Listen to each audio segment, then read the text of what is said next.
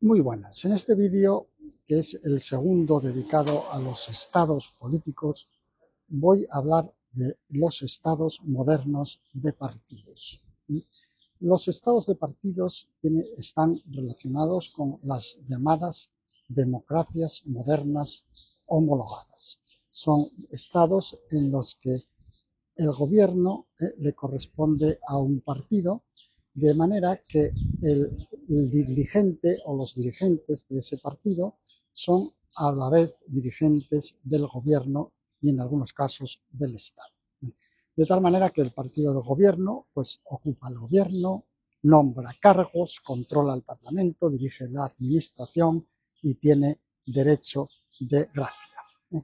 Y el partido en la oposición, o los partidos en la oposición, pues tienen fundamentalmente un poder más bien limitativo. Entonces, estos partidos pues se eligen en unas votaciones en las que los ciudadanos del Estado pues eligen pues qué partido es el que vota con sus sufragios. En estos estados de partidos modernos, el Estado tiene una multiplicidad de funciones muy heterogénea. Desde luego, gobierna, legisla, es un agente económico, es un agente de prestación de servicios sanitarios, educativos, de circulación, etcétera, etcétera. Salvaguarda la procura existencial de una parte de la población, ordena las obras, regula las organizaciones, los procesos, se encarga de la seguridad, tanto de la seguridad interior como de la exterior, imparte justicia, etcétera, etcétera.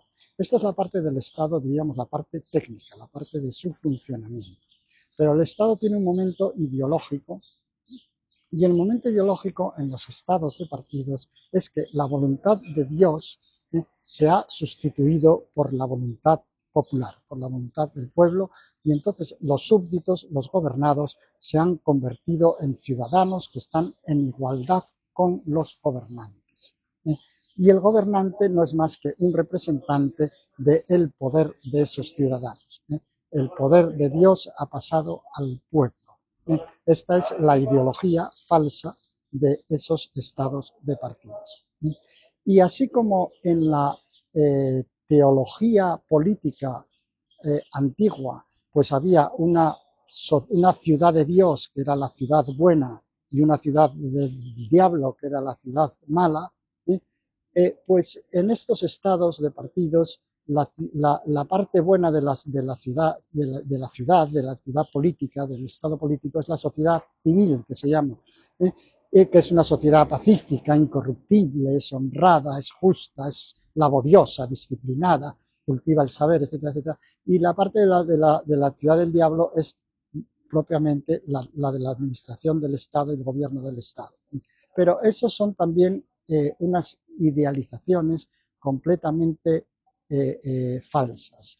No se puede estar con este mapa, porque ni la sociedad civil es esa sociedad benemérita, pacífica, incorruptible, honrada, etcétera, etcétera, ni la sociedad política es la ciudad del diablo de San Agustín.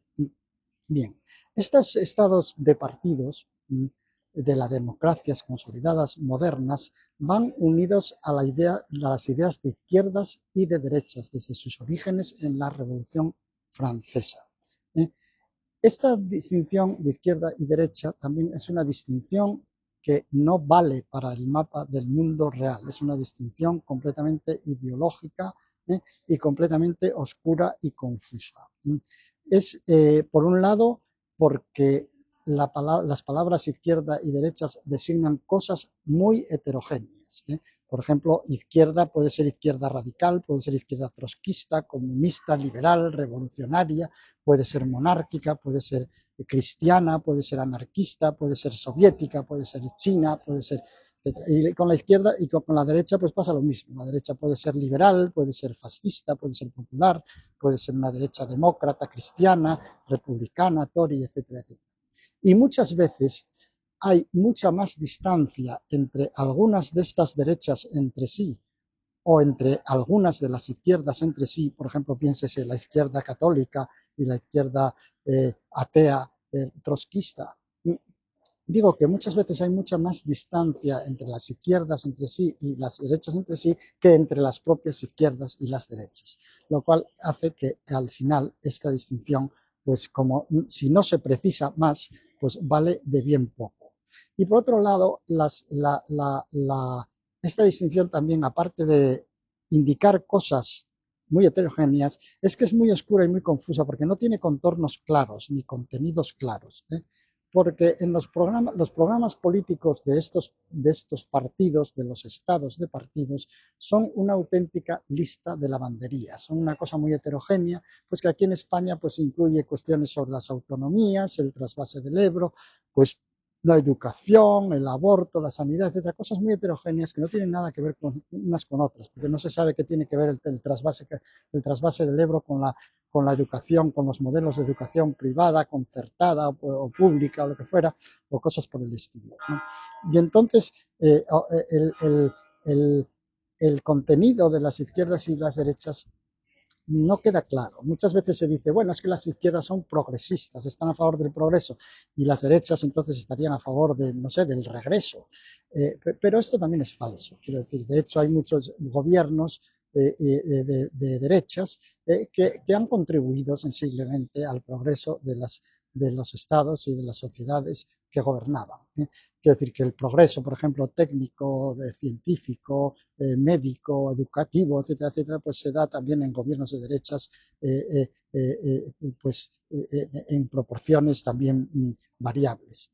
Esta distinción entre izquierdas y derechas a veces lo que tiene es un significado como estético, antropológico, estético, así, cultural, es como si fueran dos, pues la gente de derechas pues viste con corbata, usa bigote en vez de barba, no usa vaqueros o ropa informal, pues qué sé yo, son creyentes o llevan a sus hijos a la enseñanza privada, aunque los de la izquierda también, aunque los de la izquierda puede ser que digan que estén a favor de la enseñanza pública, pero luego llevan a los hijos a la privada o a la sanidad privada, etcétera, etcétera, cuando hace falta.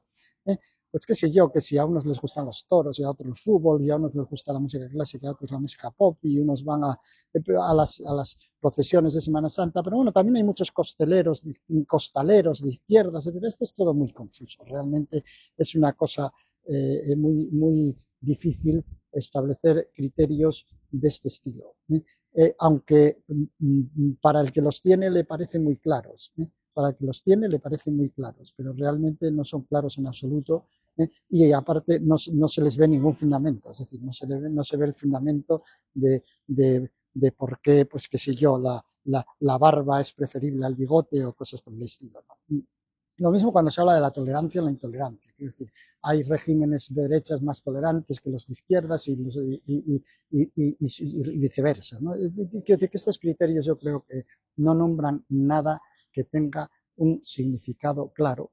Y entonces por eso todos estos criterios de izquierdas y derechas, tanto las políticas propiamente dichas como las izquierdas y derechas, estas más en un sentido estético, antropológico, cultural, pues son criterios que no valen para, curiosamente, aunque os pueda llamar mucho la atención, no valen para orientarse en el mundo del presente, son más bien un caos de apariencias que no conducen a ninguna parte. En última instancia, para terminar este vídeo, no hay que perder de vista que en todo Estado, porque es el núcleo del Estado, hay una élite gobernante y hay un conjunto de personas que son gobernadas, que son los súbditos, que ahora eufemísticamente se les llama ciudadanos en estos estados de partidos. Pero estos estados de partidos, teniendo partidos y teniendo todas esas estructuras de las que hemos hablado, siguen teniendo este núcleo del Estado, es decir, sigue habiendo gobernantes y gobernados. Y, por supuesto, los gobernantes mandan y los gobernados obedecen, porque eso es el fundamento de que el Estado pueda seguir con su marcha y con su funcionamiento. Bueno, pues hasta aquí este segundo vídeo sobre los estados a propósito de los estados de partidos. Muchas gracias por su atención y hasta la próxima entrega.